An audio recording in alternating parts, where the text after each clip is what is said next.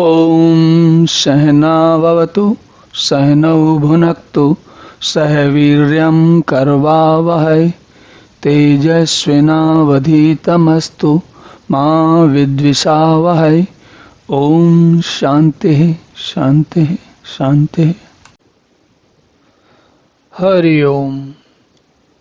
तो अब इस श्लोक में भगवान कहते हैं, नमाम दुष्कृतिनो मूढ़ा प्रपद्यन्ते नराधमा मायया अपहृत ज्ञाना आसुरम भाव माश्रिता। चलिए इसको समझते हैं क्या कह रहे हैं भगवान।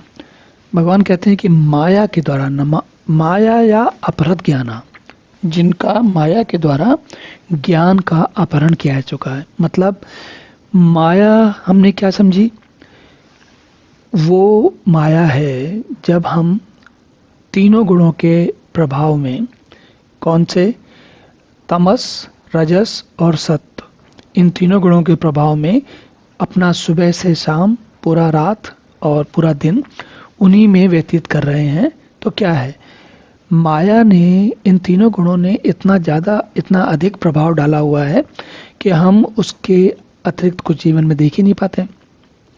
और अगर आपने यह श्लोक या इसके पिछला वाला श्लोक आज से पहले इस विषय पर ध्यान नहीं दिया है तो क्या कहा जाए आपको, आसुर स्वभाव के नराधम। आसुर स्वभाव या नराधम, नराधम का अर्थ होता है जो अधम नर है। अधम नर का मतलब है नीच व्यक्ति। नीच का क्या अर्थ है, नीच का अर्थ का व्यक्ति का अर्थ ये है, देखिए सत्गुण वाला व्यक्ति है वो तो अपने आप को अधम नहीं मानेगा, और जो रजस गुण वाला है वो भी अपने आप को अधम नहीं मानेगा। तामसी गुण वाला व्यक्ति, उसको अधम सब लोग कहेंगे क्योंकि बचा तो वही। अब हर आदमी तामसी गुण वाले व्यक्ति को अधम कह रहा है। और भगवान ये कह रहे हैं कि माया के द्वारा जिनका ज्ञान हरा जा चुका है, अब ऐसे आसुर स्वभाव के धारण किए मनुष्यों में नीच दूषित कर्म करने वाले मूढ़ लोग मुझको नहीं भजते। अब आप सोच कर देखिए, आप इन तीनों गुणों के प्रभाव में चल रहे हैं, तो यहाँ के परिभाषा के हिसाब से भगवान जो कह रहे हैं उसके हिसाब से बहुत स्पष्ट है कि हम सभी लोग जो भगवान को नहीं भज रहे। कैसे नहीं भज रहे? अब भगवान को भजने का अर्थ हम सामान्य तौर पर लगाते हैं कि घंटी बजाएं और भगवान का नाम ले रटें, या कोई भजन कीर्तन करें और भगवान को भजें। ये बड़ा भगवान को भजने का ये बहुत स्थूल रूप है। कैसा स्थूल रूप है?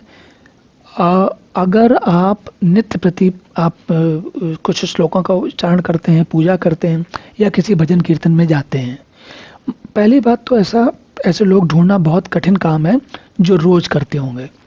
लेकिन मान लेता हूँ कि कुछ लोग ऐसे हैं कि जो करते हैं, जो करते भी हैं वे सभी, और यहाँ पर किसी व्यक्ति विशेष के लिए बात नहीं की जा रही, किसी समुदाय विशेष के लिए बात नहीं की जा रही। यह प्रश्न आपके लिए और मेरे लिए बराबर लगता है। क्या लगता है कि जब हम भगवान को भज रहे होते हैं तो क्या हम वास्तव में भगवान को भज रहे होते हैं, या फिर हम भगवान के नाम को जिह्वा पर बोलते हुए, होता क्या है, हम बोल तो भगवान का नाम रहे होते हैं और हमारे मस्तिष्क में, मन के अंदर कोई एक दूसरी बातचीत चल रही होती है। तो क्या हम वाकई भगवान को भज रहे हैं? उस समय नहीं भज रहे। तो भगवान क्या कहते हैं, जिनका ज्ञान हरा जा चुका है, कौन का? माया के द्वारा। माया के द्वारा किनका ज्ञान हरा जा चुका है? सत्व, रजस और गुण, तीनों गुणों के जो स्वभाव में रहने वाले हैं, और उनको भगवान कह रहे हैं कि आसुर स्वभाव के लोग हैं। तो कुल मिला के बात ये समझ में आई कि हम सब आसुर स्वभाव के हैं। सीधी सी बात है।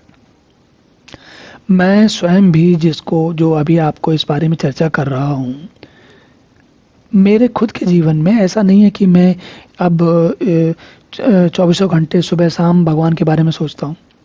नहीं होता। और जब नहीं होता तो क्या स्थिति है? आप स्वयं अपना, हमको, अब आप समझ रहे हैं कि माया को के पार जाना दुस्तर क्यों है, इतना कठिन क्यों है? क्योंकि हम सभी जो जीवन हम जी रहे हैं वो तो नराधम वाला है, और भगवान साफ साफ कह रहे हैं कि हम तो नराधम हैं। और हमें अच्छा भले नहीं लगेगा सुनने के बाद ऐसा। और विशेषकर सबसे ज़्यादा मज़े की बात यहाँ पर है, जो तामसी स्वभाव का व्यक्ति होगा, जो राजसी स्वभाव का व्यक्ति होगा, तो वो तो ये कह के छुटकारा पा जाएगा कि हमसे तो कुछ होता नहीं है, मैं तो तामसी स्वभाव का हूँ, या मेरा सारा ध्यान पैसे कमाने में, जीवन में सुख सुविधा ढूंढने में, या पर सत्ता को हासिल करने में लगा हुआ है। लेकिन आप जो सत्व गुण वाले हैं, जो अपने आप को बहुत भला आदमी समझते हैं, आपका क्या? तो समस्या क्या है? वो हर आदमी कहेगा कि भाई ये हम सारे एक जैसे हैं। जब हम सारे एक जैसे नराधम हैं तो छुटकारा कैसे हो? इसलिए इस बात को इसने कठोर शब्दों में भगवान इसलिए कह रहे हैं ताकि हम समझें कि हम वास्तव में क्या कर रहे हैं और हमें कहाँ पहुँचना है, और क्यों ये माया इतनी दुस्तर है, क्यों मम माया दुरत्या कहा गया। चलिए अब अगला श्लोक देखते हैं। ओम पूर्णमदः पूर्णमिदं पूर्णात् पूर्णमुदच्यते पूर्णस्य पूर्णमादाय पूर्णमेवावशिष्यते। ओम शांति शांति शांति।